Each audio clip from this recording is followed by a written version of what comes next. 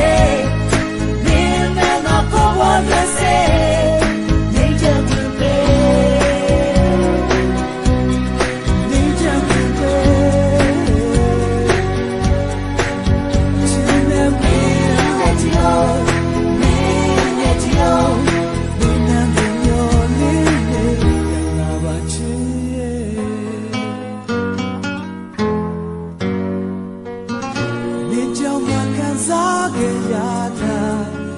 ဘယ်ကူမှပြောင်းနိုင်မှာဘယ်သူကနိုင်မလဲတဲ့ကွယ်ရဲ့ယောဂဘယ်နဲ့လည်းမပြောင်းနိုင်တဲ့ကွယ်ရဲ့ယောဂချင်နာရင်းနဲ့မင်းလာကူလာတဲ့